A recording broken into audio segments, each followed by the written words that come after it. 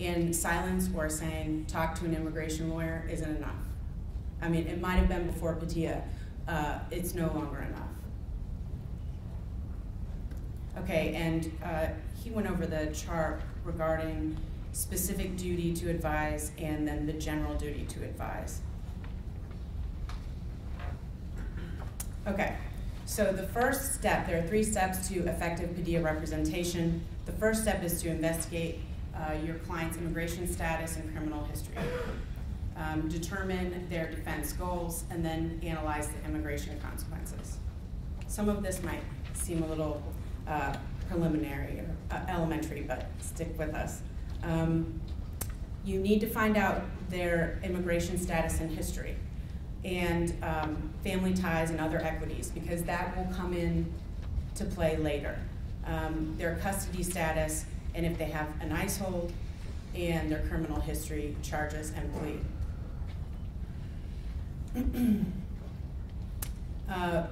First goal, to avoid conviction that triggers deportation or removal is the preferred term by ICE now.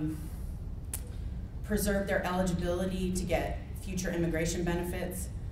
For example, if someone is already a legal, lawful permanent resident, if they want to one day get citizenship, their family's here, that would be very high on the priorities. Preserve eligibility for relief from removal when there is something we can actually do. A lot of times our clients are undocumented and there isn't a lot we can do. Another goal or priority is to try to get your client out of jail to avoid a possible ICE hold. And again, sometimes there's things we can do, and sometimes we're out of luck. There is not much relief for our client. And finally, immigration consequences may not be a priority. For example, the client might want to go back. I recently met with someone who has a trafficking charge, and she never wants to see the United States again. I want to go home, and I think it's a horrible place. She's been in DeKalb County Jail the majority of her time in the United States. So with that view, she wants to go back to Mexico and never come back.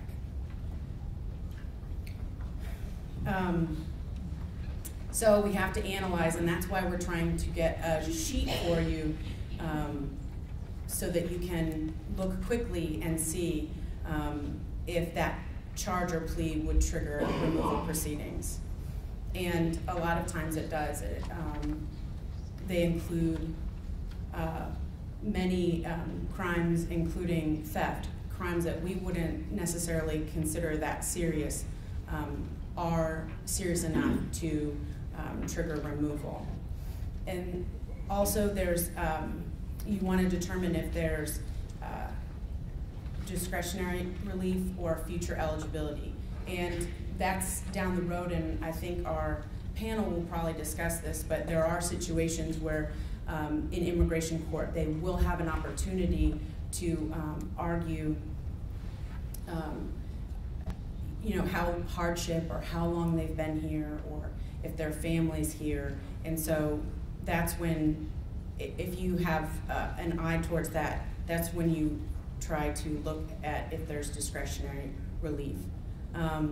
And finally, determine the immigration consequences of other plea options.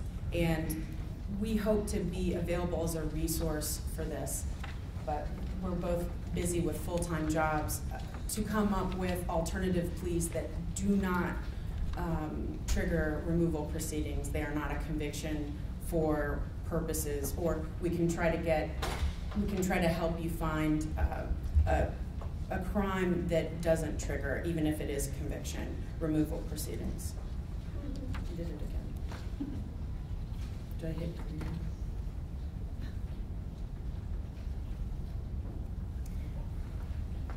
Okay, so we've been using terms, just to quickly go over. We've talked about someone who has a status. In the training we went to, they were wearing hats to show that there are different priorities for people who have a status versus our undocumented clients. A lawful permanent resident is a green card holder. they're authorized to live and work in the United States,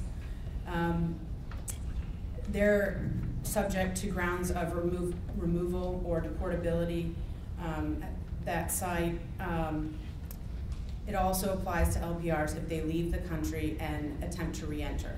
So when you have a lawful permanent resident, you need to prioritize what will subject them to removal, but you also have to look at what will make them inadmissible, or give them advice that they shouldn't leave because they will have difficulty coming back into the country. An undocumented immigrant person is a person who has entered the country without permission and has not yet been admitted to the United States. Admission is a legal term of art, and it means the person's been inspected and authorized by an immigration officer. Undocumented immigrant clients are generally subject to grounds of inadmissibility under 212A2. So when you have someone who's undocumented, removal sometimes is a matter of course.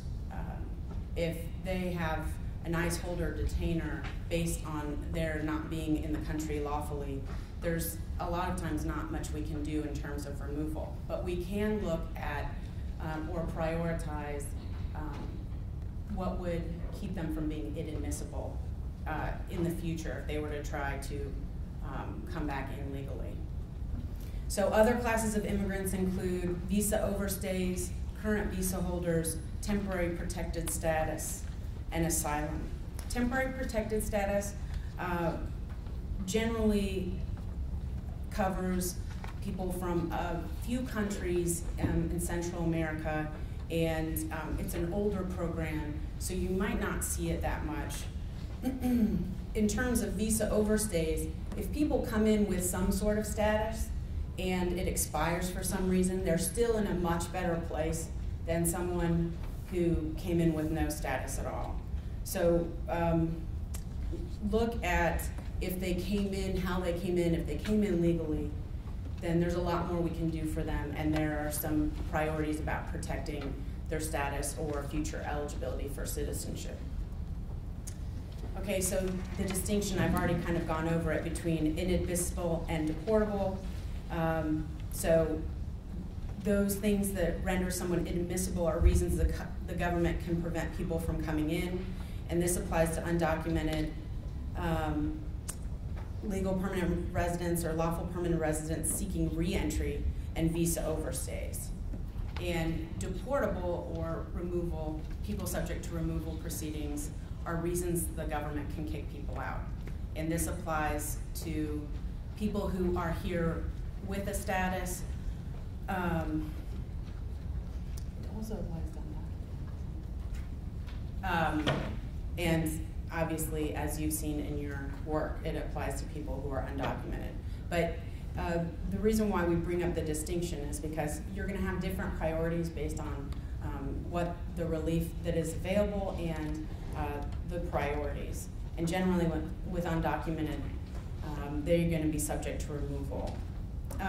One thing that I'm kind of interjecting here is the 48-hour rule, because that's something that wasn't in our training writing, so it might not be in any of the things that you found on the internet, but it's really important, and we have to hold the jails liable for this. They cannot hold our clients for 48 hours past. If they've finished their criminal proceedings are done, they can't be held indefinitely. They are not supposed to be held past 48 hours. Sometimes, I know in DeKalb County Jail, and I don't know if you guys have the same experience, the jail will call. If someone's made bond, they'll call so that ICE can put a hold on the person or a detainer on the person. Just know that if it's 48 hours and the only reason they were in was a criminal charge and that's over, they have to let them out. So we will hopefully make available a habeas form. You can file a habeas, and in Florida, they've been successful in now kind of training the jail to let them out. They know they can't just keep them. So that's in Miami. So we'll hopefully give you guys a form that you can file. And it actually happens a lot, so more than one would think.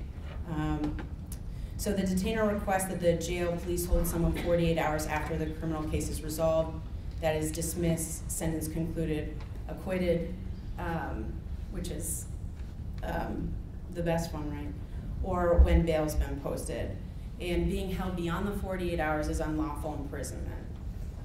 Yes? I'm sorry, is that true for undocumented individuals as well as people who have? I think it's true for everyone. So sometimes just by a mistake, they won't have the ICE hold on the person right away, even if they don't have a status. I mean, a lot of times what the charges do is just make the government aware of, you know, our client's presence in the country and that they're not here legally. But they're not perfect and they do make mistakes. And if they don't put the detainer on within 48 hours, they can't hold them. So this is always easier said than done. If you could just avoid a conviction for all your clients, that would be great. And we wouldn't have any problem. And so convictions for immigration purposes is a little wider net than I think our understanding in criminal law of is of conviction. So guilty pleas and guilty verdicts, deferred judgments and sentences, suspended sentences, probation-only sentences. Those are all convictions for immigration purposes. If you can get someone into some sort of diversionary program, deferred prosecution, or juvenile adjudication, those are not convictions for immigration purposes. Excuse me, I got a Yes. clarification on that 48-hour rule. Yes. That is only that they can be held 48 hours after the disposal of the case, correct? I mean, it's not that as long as ICE gets a retainer within that 48-hour window, they can't be held beyond the 48 hours. They have to be released to federal custody. Okay. Now, I don't think that we're in a situation here where this would be easy. I think that Miami, like, they had filed habeas so many times that finally the jail just lets them out. But ICE is asking for 48 hours to have time to determine if they want to put a detainer on that person. But the jail can't just hold them because they have a Latino last name and they suspect they're not here legally. So it's within the 48-hour window, they have that time to make a decision of whether to detain them or not, or I guess to put the detainer in place? Okay. Jesus Nerio will cover this. I mean, we can talk about it. I knew it would be interesting. That's why I interjected it. But you can hear from an expert, and then if there are still questions. Okay. Like I said, we'll try to make that habeas form available for everyone. So this kind of gets into another way you could try to avoid a damaging conviction, and that's if the statute is divided into two, and there's one that has that does not trigger removal proceedings. And they gave us examples, but they are not Georgia specific. One of the examples they gave us was a burglary statute where there was very vague language in one of the sections, and it was not clear if the person had to go in to commit a theft.